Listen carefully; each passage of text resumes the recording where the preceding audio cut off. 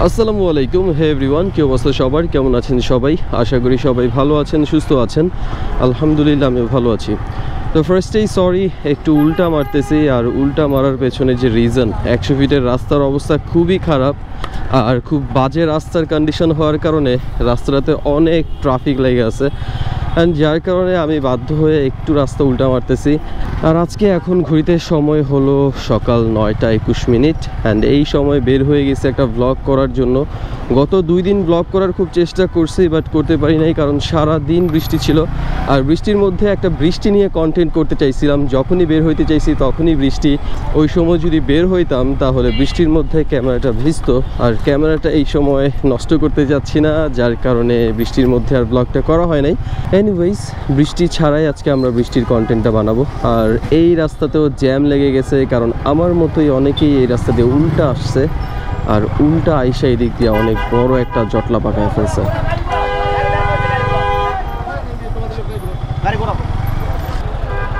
এইখানে রিক্সা, private car যা উল্টা আসছে সব কিছুই তো ঘুরাই ফেলতেছে, বাট লাকিলি আমাকে কিছু বলে নাই, আল্লাহ বাঁচাইছে। তো আমরা রাইট লেনে আবারও চলে আসছিলাম, বাট আবারও একটু রং লেনে যাইতে হবে। সরি ব্রোস, একটু উল্টা মারছি, বাট কিচ্ছু করার নাই। ফাইনালি চলে আসছি রাইট লেনে, অ্যান্ড এই রং লেনটা যদি ইউজ না করতাম ভাই, সত্যি কথা এই রাস্তাটুকু আসতে আমার 15-20 মিনিট সময় লেগে যেত।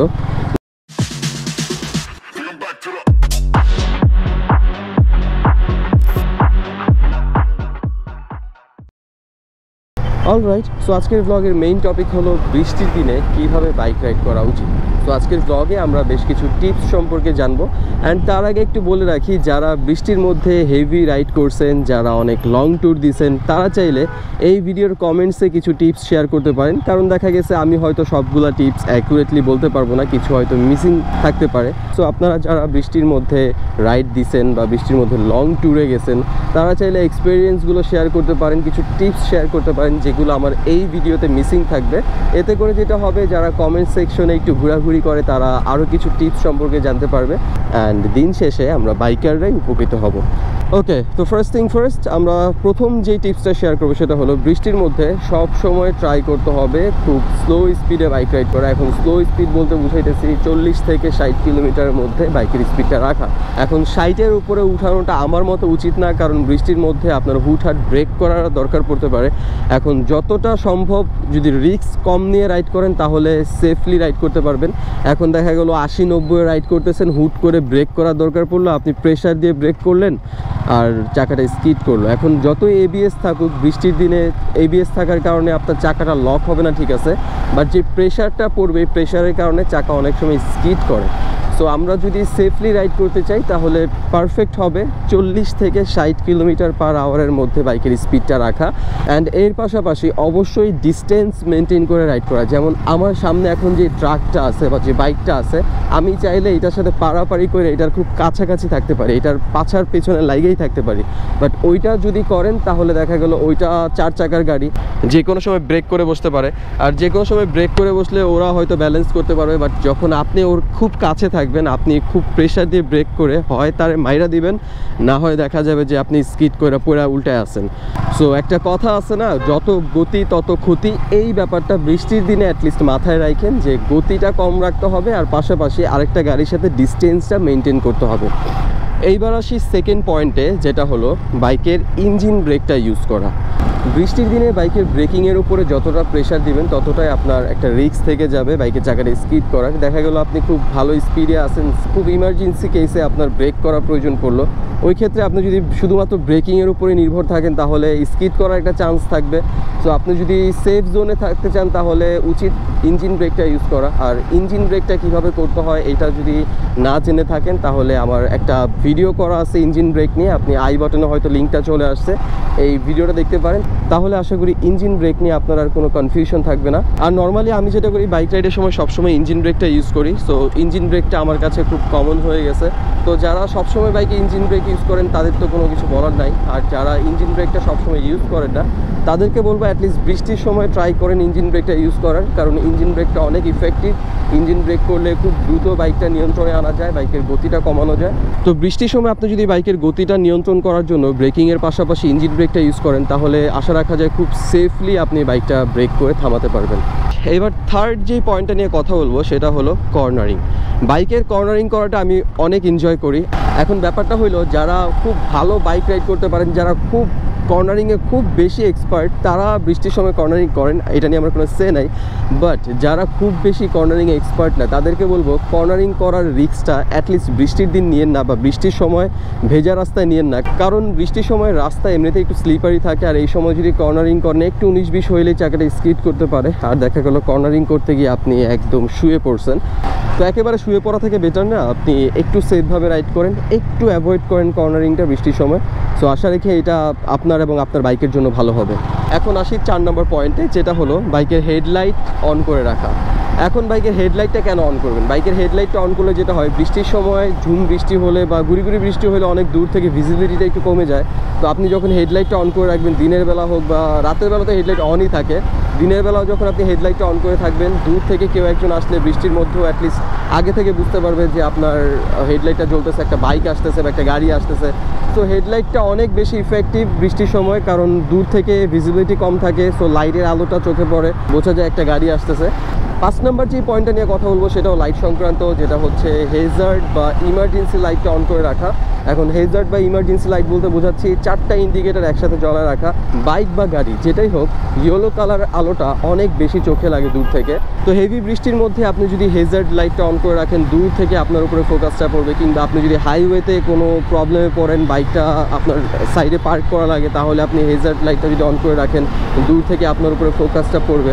আর যদি কারো বাইকে ইমার্জেন্সি বা হেজার্ড লাইটটা না থাকে তাহলে যেটা করতে পারেন, অ্যাটলিস্ট এক সাইডের ইন্ডিকেটর জ্বালা রাখতে পারেন। আপনি যদি ডান দিক দিয়ে চলতে থাকেন তাহলে ডান সাইডের, কিংবা বাম দিক দিয়ে চলতে থাকলে বাম সাইডের ইন্ডিকেটরটা জ্বালা রাখতে পারেন, সেটাও অনেক কাজে দিবে। অ্যান্ড এই মুহূর্তে আমার বাইকে ইমার্জেন্সি লাইটের অপশনটা করা হয়নি, অর্থাৎ 4টা ইন্ডিকেটর একসাথে আমি চাইলেও জ্বালাইতে পারতেছি না, বাট আশা রাখি খুব দ্রুতই এই অপশনটা আমার বাইকে আমি ইনস্টল করে ফেলবো। এইবার আসি 6 নম্বর পয়েন্টটাতে, যেটা হলো রাস্তায় যদি পানি উঠা যায় তখন কিভাবে রাইড করবেন। রাস্তায় যদি পানি উঠা যায় তাহলে চেষ্টা করবেন ওই রাস্তাটা অ্যাভয়েড করার। যদি ওই রাস্তাটা অ্যাভয়েড করার কোনো অপশন না থাকে তাহলে কোনো একটা গাড়ি বা কোনো একটা প্রাইভেট কার, অটো যা পান ওইটাকে ফলো করেন, কারণ কোনো একটা গাড়িকে যদি আপনি সামনে রাখেন তাহলে আপনি বুঝতে পারবেন রাস্তার কন্ডিশনটা কেমন আছে, পানির পরিমাণটা কতটুকু, বা সাইলেন্সার পর্যন্ত পানি উঠতে পারে কিনা, তারপর রাস্তায় কোনো গর্ত থাকলে, ভাঙা থাকলে, এগুলো আপনি বুঝতে পারবেন ওই গাড়ির আপস অ্যান্ড ডাউন দেখে। সো সামনে একটা গাড়ি থাকলে অবশ্যই ট্রাই করবেন ওই গাড়ির চাকা বরাবর রাইড করার, গাড়ির দুই পাশে চাকা রেখে মাঝখান বরাবর রাইড করবে না, তাহলে দেখা গেছে মাঝখানে কোনো গর্ত থাকলে সেটা আপনাকেই ফেস করতে হবে। আর যদি কোনো গাড়ি না থাকে তাহলে অ্যাটলিস্ট কাউকে জিজ্ঞেস করে নেবেন যে এই রাস্তার কন্ডিশন কেমন, কোনো গর্ত আছে কিনা। আর রাস্তায় যদি কোনো গর্ত থাকে, অনেক সময় মুরব্বীরা যেটা করে একটা বাঁশ টাস দিয়ে রাখে, সো যাতে বোঝা যায় এখানে একটা গর্ত আছে, এখানে একটা ড্রেন আছে। সো অনেকেই এটা জানে, যারা জানেন না তাদের জন্য বললাম, কারণ আমিও অনেক আগে এটা জানতাম না যে বাঁশ কেন দিয়ে রাখে, পরে বুঝতে পারছি যে ড্রেন খোলা থাকলে কিংবা গর্ত থাকলে বাঁশ দিয়ে রাখে, এতে মানুষ বুঝতে পারে যে এইখানে একটা ড্রেন বা গর্ত আছে। এইবার আসি 7 নম্বর পয়েন্টে, যেটা হলো রেইনকোট ক্যারি করেন না করেন, অ্যাটলিস্ট পলিথিন ক্যারি করেন। এখন বৃষ্টির দিনে আপনি বাইক রাইড করতে বের হয়েছেন, কিংবা হঠাৎ করে বৃষ্টি আসছে, অ্যাটলিস্ট আপনি 4-5 মিনিট আগে তো বুঝতে পারবেন যে না একটু পরে বৃষ্টি হবে, কারণ ওয়েদারটা যখনই দেখবেন মেঘলা মেঘলা হয়ে গেছে তখনই আপনি প্রিপারেশন নিয়ে ফেলবেন, একটা পলিথিন আপনাকে ক্যারি করতেই হবে। যদি সাথে কোনো পলিথিন না থাকে তাহলে অ্যাটলিস্ট একটা মুদির দোকানের দাঁড়ায় একটা পলিথিন নিয়ে নেবেন, কারণ আপনার সাথে মোবাইল আছে, ওয়ালেট আছে, ইম্পর্টেন্ট ডকুমেন্টস থাকতে পারে, বাইকের পেপারস আছে। সো একটা পলিথিন থাকলে আপনি সব কিছু সেফলি রাখতে পারবেন। আর আগে থেকে চাইলে প্রিপারেশন নিয়ে রাখতে পারেন, রেইনকোটটা সাথে রাখতে পারেন। আর রেইনকোট চয়েস করার ক্ষেত্রে অবশ্যই ট্রাই করবেন একটু গ্রিন কালার, বা যেটা দূর থেকে অ্যাট্রাক্ট করে মানুষকে, এরকম কোনো কালারের রেইনকোট কেনার। অলরাইট, এইবার আসি 8 নম্বর পয়েন্টটাতে। অ্যান্ড এই 8 নম্বর পয়েন্টটা সবার জন্য অনেক বেশি ইম্পর্টেন্ট হইলো, আমার জন্য খুব একটা ইম্পর্টেন্ট না, কারণ এই 8 নম্বর পয়েন্টে আমি কথা বলবো বাইকের টেইল টিরি মডিফিকেশন কিংবা বাইকের মাডগার্ড খুলে ফেলার ব্যাপারটা নিয়ে। সো যারা বাইকে একটু কাদা লাগলে সহ্য করতে পারেন না, বাইকটা ওয়াশে নিয়ে যান, বা যারা বাইকের পেছনে সবসময় পিলিয়ন নিয়ে রাইড করেন, তাদেরকে বলবো আপনারা কখনো টেইল টিরি মডিফিকেশনটা বৃষ্টির সিজনে করবেন না, শীতের সিজনে একমাত্র টেইল টিরি মডিফিকেশনটা করবেন। আর শীতের সিজনটা শেষ হয়ে গেলে আবারও টেইল টিরি ইনস্টল করে ফেলবেন, দেন মাডগার্ডটা ইনস্টল করে ফেলবেন, কারণ তা না হইলে ভাই আপনাদের বাইকের চেহারাটা কি হবে সেটা একটু দেখাই। যদিও গতকালকে বাইকটা একটু মোছা হয়েছে, যার কারণে এখন একটু ফ্রেশ কন্ডিশনে আছে, বাট ওইটা যদি না মোছা হইতো তাহলে বুঝাইতে পারতাম যে বাইকের পেছনে কি অবস্থা হয়। সো এই যে দেখেন আমার বাইকের পেছনের লুকস, নাম্বার প্লেট অলরেডি ঢাইকা আছে, দেন এই সিটটা পুরোটা মাখা ছিল কাদা দিয়ে, ইভেন আমার এই সিটের অর্ধেকটা কাদা দিয়ে মেখে গেছে, আর আমার ব্যাগের মধ্যেও ছিটাটিটা লাগছে গতকালকে কাদা। সো যারা পেছনে পিলিয়ন ক্যারি করেন বা যারা বাইকের কাদা লাগলে সহ্য হয় না সাথে সাথে বাইকটা নিয়ে ওয়াশে যান, তাদেরকে বলবো টেইল টিরি মডিফিকেশন করবেন না কিংবা বাইকের মাডগার্ডটা খুলবেন না অ্যাটলিস্ট বৃষ্টির সিজনটাতে। এইবার আসি 9 নম্বর পয়েন্টটাতে, যেটা অনেক বেশি ইম্পর্টেন্ট। আমি ফার্স্টের দিকেই বলছিলাম যে বৃষ্টির সময় আমরা যারা বাইক রাইড করব অবশ্যই ট্রাই করব বাইকের স্পিড 40 থেকে 60 কিলোমিটার পার আওয়ারের মধ্যে রাখার। আর এইভাবে যদি আমরা রাইড করি তাহলে একটা জিনিস মাথায় রাখতে হবে, আমরা বাইকটা যখন রাইড করব রাস্তার ডান সাইডের লেনটা ইউজ করব না, কারণ আমরা বাম সাইডের লেনটা ইউজ করব। কারণ ডান সাইডের লেনে অনেক পাকনা প্রাইভেট কার রাইডার আছে যারা অনেক জোরে রাইড করে, কারণ প্রাইভেট কারের তো আর কোনো প্রবলেম নাই, ওরা দেখা গেছে বৃষ্টির মধ্যেও 80, 90, 100 রাইড করতেছে।